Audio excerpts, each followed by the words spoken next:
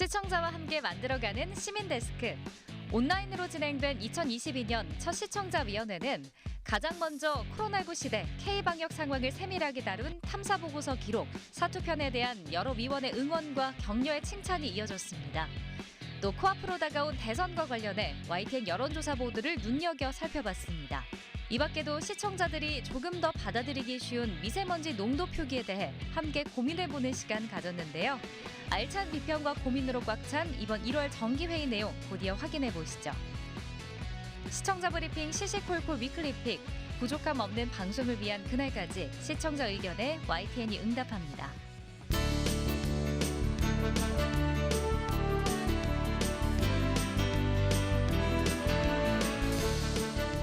한 주 동안 안녕하셨습니까? 시민데스크 강진원입니다. 제20대 대통령 선거는 YTN과 함께 잘 찍고 잘 뽑자는 취지에서 진행되는 뜻깊은 이벤트에 참여해 보시기 바랍니다. YTN 와플뉴스 유튜브 채널에서 스타들의 뽑기 도전 영상을 시청한 뒤 응모해 주시면 됩니다. 이벤트 참여에 관한 자세한 설명 YTN 홈페이지에서 확인해 보실 수 있습니다. 오늘 시민데스크는 1월 시청자위원회 소식으로 준비했습니다. 화면으로 만나보시죠.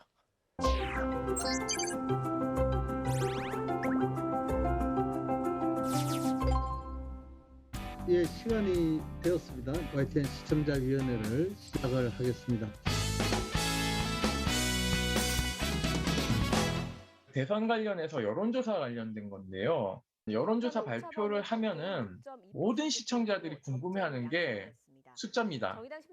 누가 몇 %이냐, 누가 박스권을 탈출했느냐, 제3의 후보가 더 올라갔느냐, 그 표가 어디로 갔느냐, 이게 정말 숫자 놀이의 관심이거든요. 근데 저는 이렇게 단순하게 방송 보도하는 것은 좀 지양해야 되지 않겠냐. 왜냐하면은 시청자들은 잘 모르죠. 이게 ARS 설문조사를 한 것인지, 전화 면접 방식으로 설문조사를 한 것인지를 모릅니다. ARS를 할 경우에 어느 후보가 좀 더 높게 나오는 경향성이 있고, 전화 면접 방식을 하면 어느 후보가 조금 더 높게 나오는 양상이 있기 때문에 그러한 양상들에 대한 차이점들을 좀 소개해줘야 되는 프로그램이 조성돼야 된다고 생각하고 있습니다. 그냥 숫자만 단순 비교해서 보여줄 것 같으면요, 사실 그래프 띄우고 그냥 앵커가 읽어주고 말면 끝이죠. 근데 보시면 아시겠지만은 이게 자막이 나오는데요. 이 설문조사 방식이 ARS로 했는지 면접조사 방식으로 했는지가 잘 안 나온 경우들이 많습니다.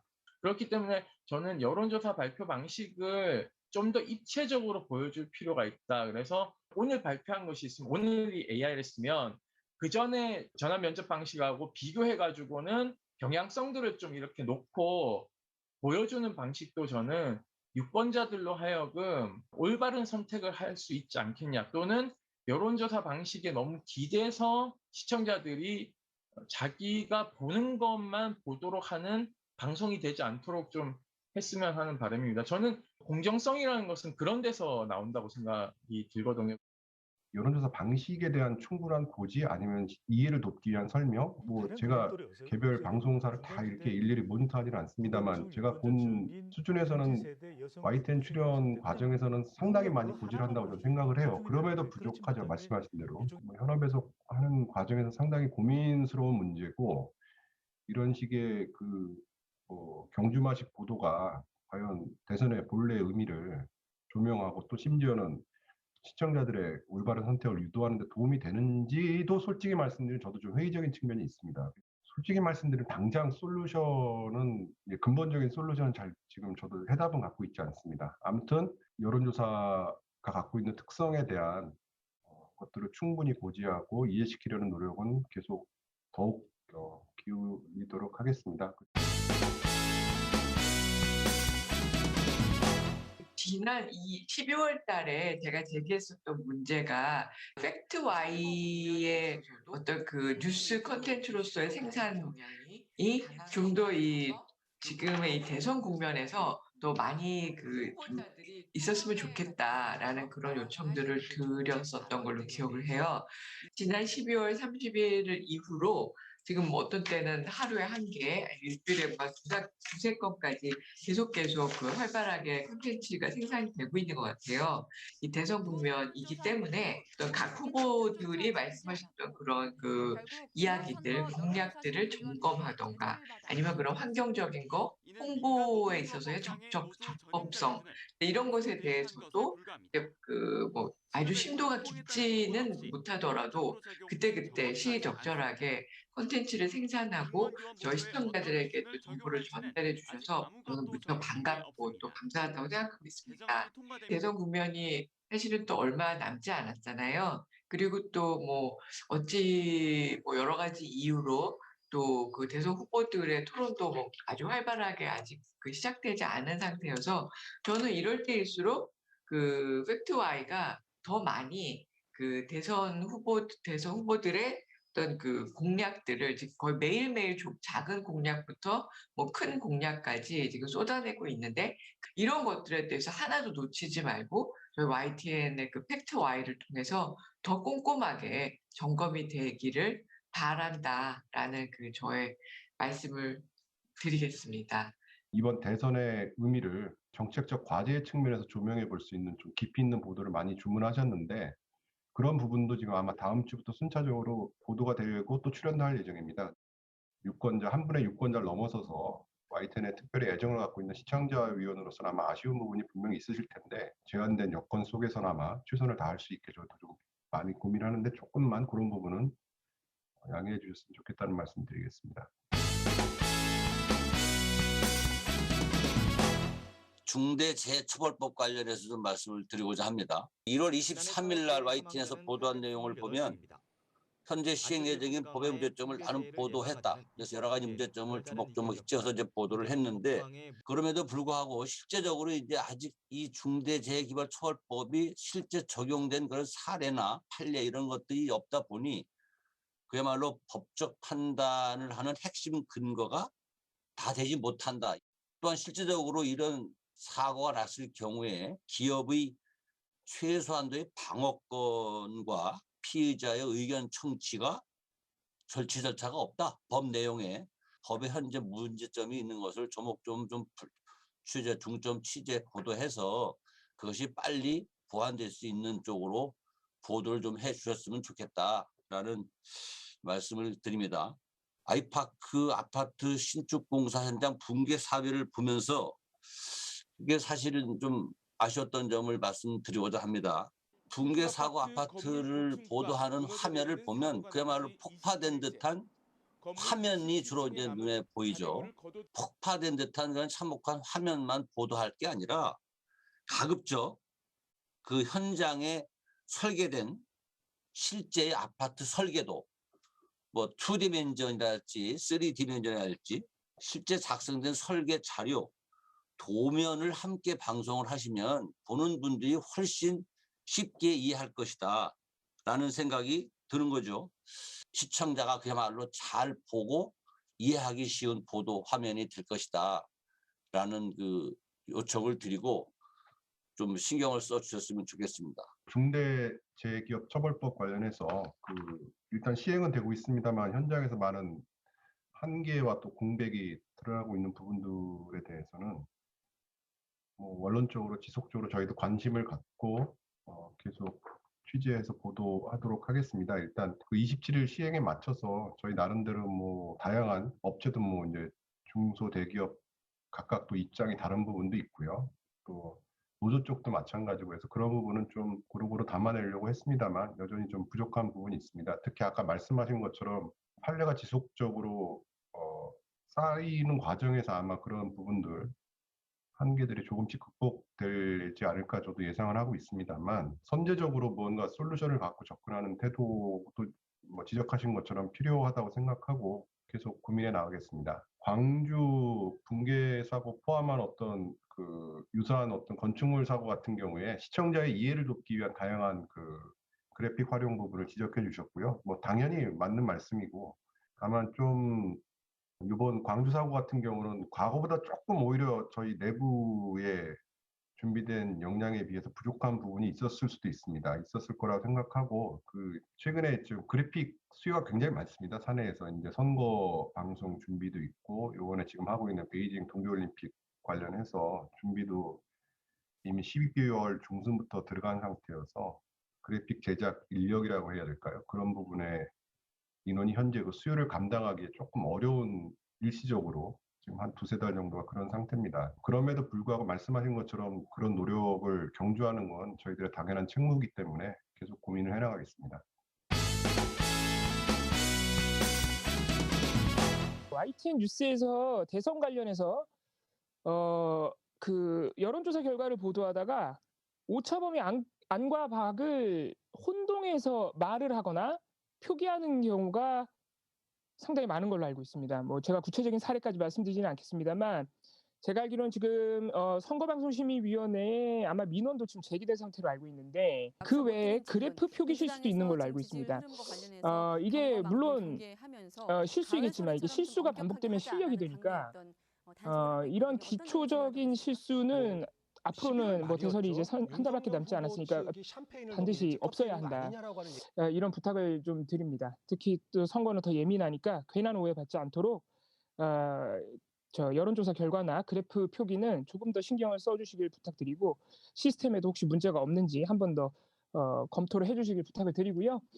선거 방송 관련해서 오차범위 뭐 안팎 이런 거 혼동해가지고 저희가 지적받은 부분들에서 말씀하셨는데요. 저희가 방심위로부터 최근에 이 선거 관련 방송 분량이 워낙 많다 보니까 뭐 계속 이제 그쪽에서 저희 걸 심의를 이제 하고 있는데 그 중에서 의견 제시가 이제 거의 대부분이고 권고를 이제 한 건 받았습니다. 바로 그 오차범위 안팎을 이제 잘못 말하는 바람에 권고를 받았는데 물론 이제 법정 제재는 아니기 때문에 비교적 가벼운 수이긴 하지만 그런 심의를 받았다는 것 자체를 저희가 가볍게 여기지 않고 그리고 또 관계 당국으로부터 이에 대해서 좀 더 주의하라는 그 가이드라인을 모든 방송사에 다 배포를 했거든요. 그래서 저희가 보도국, 뭐 보도제작국 등 뭐 선거팀 그래서 모든 유관되는 부서에 다 그걸 회람을 하면서 앞으로 좀 더 주의하라고 그 대통령 선거가 끝날 때까지 계속 제가 당부를 했습니다. 또 하나 말씀드릴 게 1월 29일자 그 YTN 탐사 보고서 기록 중에 사투라는 편이 있었습니다. 제가 이것을 뭐 일부러 또 찾아본 것은 아니고 우연히 이제 보게 됐는데 정말 YTN이 그 자원도 부족하고 또 여러모로 현실적 어려움이 있지만 정말 이런 보도 많이 해야 되고 또 이런 보도를 많은 분들이 볼 수 있도록 홍보에도 조금 더 노력을 해야 된다. YTN이 유튜브에 있어서 특히 저 보도 채널들 중에는 방송국들 중에서 가장 성공했다고 하지만 여전히 그 탐사 보고서 기록 같은 콘텐츠는 사실 아직 뭐 조회수나 이런 면에서 많은 분들이 보지 못하는 것 같거든요. 근데 이 사투 같은 경우에는 정말 감동했고 이게 뭐 감정적으로 무슨 울림을 준다는 것이 아니고요. 내용이 상당히 좋습니다. 우리가 코로나를 거의 2년 가까이 지내오면서 우리가 쌓아온 그 과정들을 의료진부터 일반 국민부터 또 의료진, 일반 국민, 정부까지 이렇게 다각도로 다양한 관점에서 그려주심과 동시에 우리가 무엇을 놓쳤는가. 이게 뭐 보도로는 굉장히 건조하게 전달될 수밖에 없는데 이게 다큐멘터리로 그리니까 정말 좋습니다. 정말 감동적이어서 이게 뉴스로서의 가치는 물론이고 정보도 많이 담겨 있고요. 지금과 같이 매체가 다변화된 시대에는 사실 뉴스가 조금 따뜻하게 다가가는 그런 기능도 해야 되는데 그런 측면에서도 상당히 훌륭합니다. 그래서 제가 이걸 보고 상당히 좋으면서도 많은 분들이 봤으면 좋겠다 이런 생각이 들었어요. 그래서 그런 부분 어떻게 하면 많이 보게 할 것인가 이런 부분도 조금 고민해 주셨으면 좋겠고 탐사 보고서 기록이 조금 더 많이 보도돼 주셨으면 하는 그런 생각도 있습니다. 그 탐사 보고서 기록 사투에 대한 평가와 더불어서 홍보의 필요성에 대해서도 온라인 홍보에 대한 그런 필요성 말씀해 주셨는데 저희가 그 온라인 플랫폼에서의 홍보는 뭐 다 아시겠지만 저희가 제목을 뽑고 썸네일을 제대로 하고 잘 노출되는 곳에 배치하고 이 정도 노력밖에 없었는데 그나마 이제 최근에 그 유튜브에 대한 그 유튜브의 이제 파급력이 커지고 또 실시간 스트리밍 보통 이제 라이브 채널이라고 합니다만 정확히는 그 채널 운영자가 라이브처럼 실시간으로 이제 방송 트는 개념으로 스트림을 하는 그런 기능이 있습니다. 그걸 최근에 저희 센터에서 적극적으로 활용을 하고 있고 이 탐사보고서 기록도 이번에 사투편뿐만 아니라 그 3D 프린터 문제라든가 과거 그 형제복지원 문제를 다룬 거라든가 시적절하게 그 과거에 보도됐던 것도 활용할 수 있으면 저희가 실시간 스트리밍을 통해서 다시 유튜브로 방송을 하고 있습니다. 사투 같은 경우에도 저희가 단순 업로드했을 때의 조회수가 제가 뭐 이 자리에서 말씀드리기도 부끄러울 정도로 좀 덜 나와서 저희도 많이 안타까웠는데 그나마 실시간 스트리밍을 하면 적게는 수만 명에게, 많게는 수십만 명에게 이렇게 다시 서비스가 됩니다. 그래서 그런 노력들을 앞으로도 더욱더 강화하겠다는 말씀을 드리겠습니다. YTN에서 미세먼지 농도가 굉장히 높은 날에 이 뉴스 화면의 상단과 하단에 해당하는 미세먼지 정보를 지금 제공을 하고 있습니다. 그래서 상단에는 코로나19 상황과 함께 지역별 초미세먼지 수준을, 또 하단에는 지역별 날씨와 함께 미세먼지 수준을 좋음, 보통, 나쁨으로 표시를 하고 있습니다. 물론 이제 미세먼지 수준에 대해서 시청자들이 조금 더 쉽게 받아들일 수 있도록 좋음, 보통, 나쁨으로 이렇게 표시해서 제공을 하는 부분은 좋지만, 제가 1월 24일 그 방송에서 봤을 때 동일한 지역임에도 불구하고 상단과 하단의 미세먼지 수준이 다르게 방송이 되었습니다. 방송 중에서 뭐 예를 들어서 말씀드리면 광주 지역의 미세먼지는 하단이 보통이었지만 상단 정본에서는 초미세먼지가 나쁨으로 나와 있었고, 마찬가지로 경기도의 경우에도 하단의 미세먼지는 보통이었지만 상단 초미세먼지는 나쁨으로 나와 있었습니다. 물론 뭐 미세먼지와 초미세먼지의 차이일 수는 있겠지만 시청자 입장에서는 미세먼지와 초미세먼지의 차이를 모를 수도 있고, 또 동일한 지역임에도 상단에는 나쁨, 하단에는 보통으로 표시가 되어 있으면 시청자로서는 굉장히 혼란스러울 수 있습니다. 혼란스럽게 제공되는 부분들에 대해서 좀 더 좀 신경 써서 어떤 미세먼지 정보를 제공할 수 있는 부분이 필요하다라는 말씀을 드리도록 하겠습니다. 최근에 이제 물가가 굉장히 많이 오르고 있어서 소비자들에게 큰 이제 부담이 되고 있다라는 뉴스들이 많이 나오고 있는데요. 1월 22일에 YTN에서 원유 가격 놓고 정부와 낙농단체 진흙탕 싸움이라는 그런 보도를 놓았습니다. 이제 우유 가격 결정 방식에 대해서 정부와 낙농단체가 간에 이제 의견 대립이 심각하다라는 이제 보도를 했는데, 사실 원유 가격 개편과 관련돼서는 YTN에서 굉장히 간단한 내용만 이렇게 설명을 하고 정작 이러한 의견 대립이 왜 발생을 했고 원유 가격 개편의 내용이라든지 배경 등에 대해서 또는 시청자들에게 이러한 제도 도입에 대한 판단할 수 있는 정보들이 좀 전달되지 않은 채 양측의 의견 대립이라든지 갈등 양상을 치중해서 보도를 한 부분이 있습니다. 물가 오름으로 인해서 유통 구조나 가격 결정 등에 대해서 시청자들이 해당 제도에 대해서 좀 더 판단할 수 있는 충분한 배경 정보라든지 설명이 이루어져야 되지 않나라는 생각이 들었습니다. 미세먼지 농도는 좀 보겠습니다. 그러니까 말씀하신 대로 아마 보시는 분들 입장에서는 헷갈릴 수 있는 요소는 있다고 생각해요. 말씀하신 대로 미세먼지와 초미세먼지가 이제 10마이크로그램을 기준으로 나뉘니까 그게 또 최근에는 이제 개별적으로 나타나는 그게 꼭 같이 옛날 황사가 올 때처럼 같이 묶여서 오질 않으니까 말씀하신 부분이 또 일리도 있는 것 같습니다. 그래서 그거는 한번 개선할 수 있는 방안인지 논의해 보겠습니다.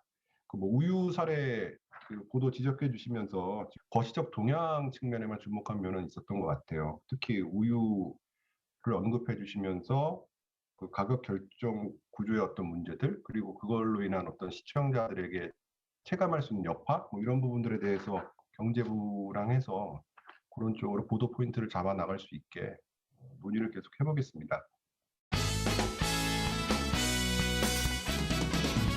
학생 줄어도 교육교부금 5배, 불합리 vs 교육 투자, 이런 기사 제목의 기사가 있었습니다. 과거부터 이제 언론들은 그 좀 약간 맥락을 무시하고 특정 문구만을 보도해서 비판받은 사례가 있었는데, 그리고 또 전문가들의 인터뷰의 경우도 맥락을 무시하고 특정 문구만 보도하게 되면 그 의미가 다르게 전달될 가능성이 크다는 건 다 알고 계실 겁니다.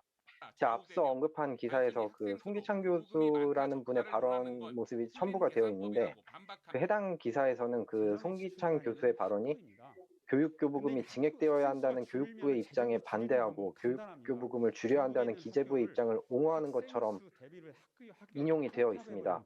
그런데 그 해당 기사에서 나온 송기창 교수의 발언은 1월 24일 지방교육 재정제도 개선 토론회에서 했던 것으로 보이는데, 다른 기사들을 살펴보면 송기창 교수는 그 교육부 입장에 참석하는 사람이었습니다. 그러니까 정리하자면 그 해당 교수님은 교육교부금이 증액되어야 한다는 교육부의 입장에 찬성하시는 분인데, 그 해당 기사를 보면 반대하는 것처럼 비춰졌습니다. 그러니까 그 발언의 취지가 좀 왜곡되게 인용이 된 것 같다는 느낌이 많이 들었습니다. 기사를 완성하고 이제 그 본인에게 한 번이라도 확인했다면 이런 일이 없었을 것으로 보이는데, 다음부터는 이제 뭐 본인에게 좀 확인하는 절차를 거쳐서 발언 취지가 왜곡되는 일이 없도록 해주셨으면 합니다.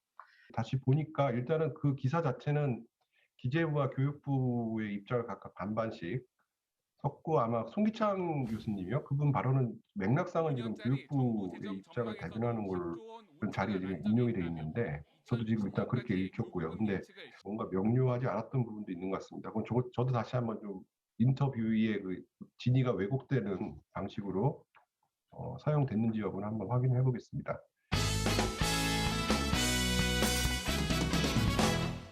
기사 제목에서 저는 이제 언어적인 적절성, 이제 뉴스 보도고 기사문이고 하기 때문에 이제 공공언어의 요건을 얼마나 갖추고 있는가의 측면에서 좀 살펴봤는데요. 그 공공언어의 요건 여러 가지가 있는데 그중에 이제 공공성에 적합한가 하는 의문이 드는 기사 제목들이 좀 있었습니다. 예를 들면 김연경도 쇼트트랙 보고 분노, 또 실격, 와 열받네. 뭐 열받네라는 이제 표현이 기사 제목에 있고, 또 이제 복장 위반으로 4개국 실격, 스키 점프 감독 완전 미쳤다. 물론 이제 그 다른 사람의 말을 인용하는 형식이지만 기사 제목으로 이런 표현들이 사용이 되어도 될까? 이제 공공성을 우리가 공공언어의 요건 중에 하나로 보는데, 이제 공공성으로는 이런 걸 이제 보고 판단을 합니다. 이제 품격이 있느냐 하는 것이죠. 이 밖에도 뭐 이제 깜놀이라든지 이제 요건 스포츠 기사에서 나온 표현이었고요. 그리고 그 밖에 이제 경제 기사에서 이제 먹튀라는 이제 표현도 이제 제목에 제가 제목만 이렇게 주로 봤습니다. 이런 표현들이 저는 이제 공공언어의 품격에는 맞지 않는다. 굉장히 이제 일상적으로 이런 줄임말들 그 사용하고 있기는 하지만 기사 제목에 이제 쓰는 것은 적절치 않지 않느냐, 이런 말씀을 좀 드리고 싶습니다.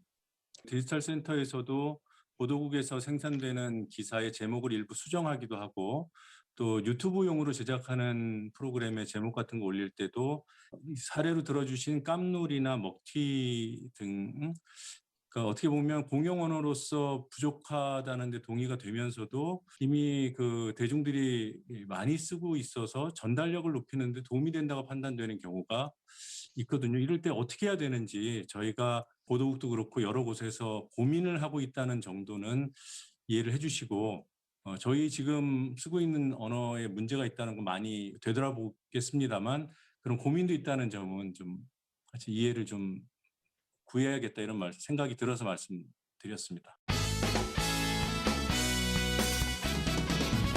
얼마 전에 있었던 앵커우먼과 관련된 혹은 또 앵커맨과 관련된 그런 이야기들이 내외부적으로 있어서 뭐 질문 겸해서 한번 의제를 한번 드려보도록 하겠습니다. 대체로 방송사 보도국에서는 앵커가 되거나 앵커우먼이 되는 것을 굉장히 영광스러운 자리로 생각하고 있는데, 지금 YTN에서는 외주화시키고 있어서 과연 그분들이 책임질 자리에 있는 분들인가라고 하는 부분에서, 그래서 조금 더 책임지는 자세라면 외주화가 아니라 이제 연륜이 어느 정도 되신 중견급 간부들께서 앵커를 하고 혹은 앵커우먼을 하는 것이 더 순서에 맞지 않는가, 그게 더 책임지는 자세가 아닌가라는 생각입니다. 근데 이 부분은 보도 제작과 관련된 부분이기도 하지만 또 경영과 관련된 부분이기도 하다는 사실입니다. 그렇기 때문에 경영과 제작, 보도 혹은 편성 이런 부분들을 온전히 분리를 해내는 일은 그렇게 쉬운 일은 아닐 것 같다라는 그런 생각입니다. 그래서 경영을 합리화하는 부분으로서의 앵커우먼들의 뭐 고용이나 진출 이런 부분도 같이 고민을 해볼 수 있는 것 아닌가라는 그런 생각입니다. 그래서 이 부분은 한 의제로서 앵커와 앵커 부문의 외주화와 관련된 이런 부분들을 같이 한번 깊게 의논을 해보시면 어떨까라는 그런 말씀을 제안을 드리는 바입니다. YTN의 발전을 위한 또 좋은 저널리즘을 위한 모두의 노력이라고 생각하시고 또 때로는 좀 힘들거나 서로 관계가 어색하고 그럴 때도 좀 더 웃으면서 서로 정 떠밀어주면서 좋은 회의체를 만들어갔으면 하는 생각입니다. 여러분 고생하셨습니다. 이상으로 마치도록 하겠습니다. 수고하셨습니다. 예. 고생하셨습니다.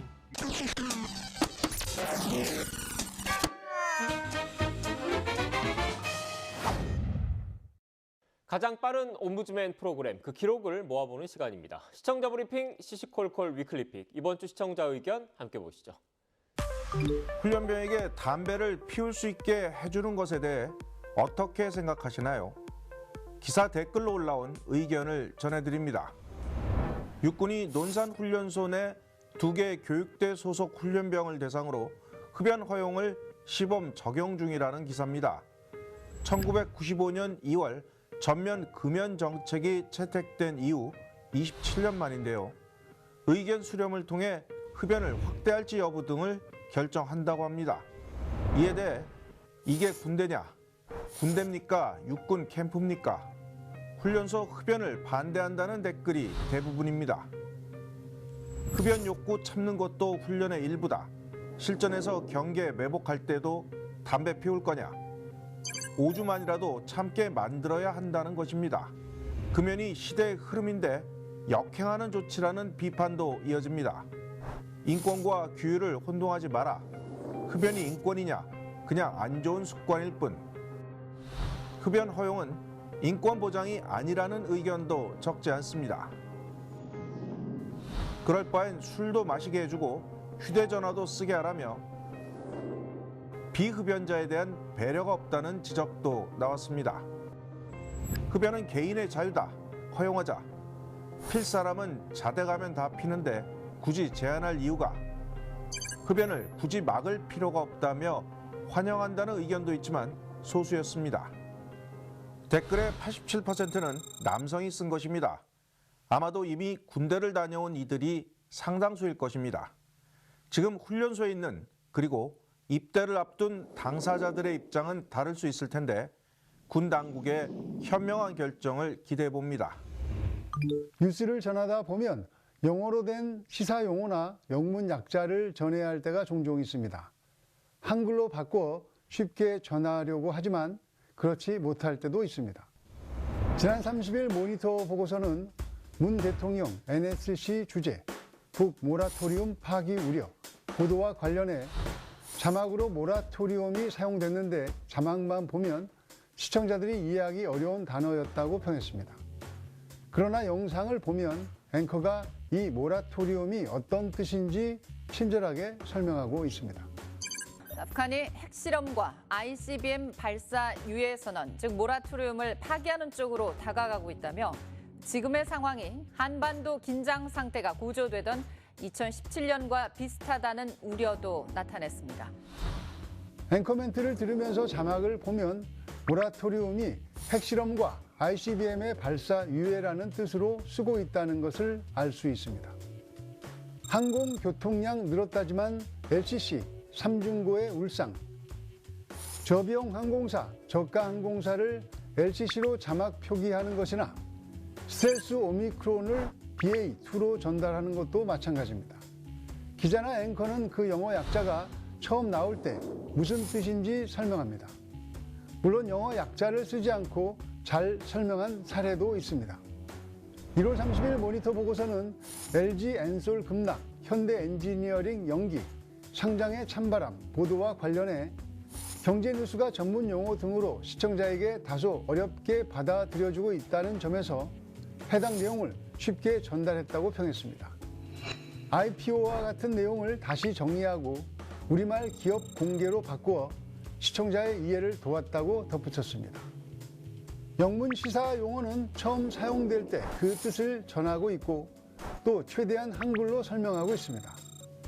자막으로 전할 때 더 많은 내용을 전달하기 위해 불가피하게 영문을 사용할 때가 있습니다.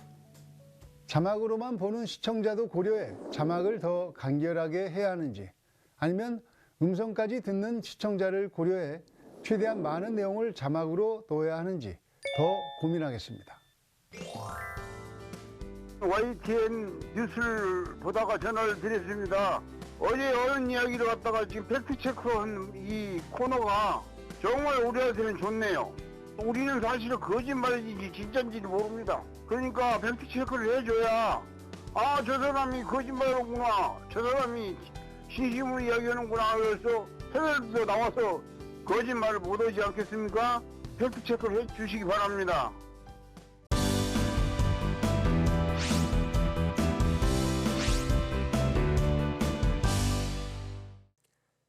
안녕하세요. YTN DMB 시청자평가원 고두입니다. 시청자 여러분은 원자력 발전에 대해 얼마나 신뢰하고 계시나요? 원자력 발전에 대해 궁금해하거나 막연한 공포를 느끼고 있을 시청자들이 많으실 텐데요. 이번에 방송된 YTN 특집은 가장 최신의 기술로 만들어져 원활하게 운영되고 있는 울산의 신고리 원전 3호기에 대해 다루면서 시청자들의 궁금증을 풀어주었습니다.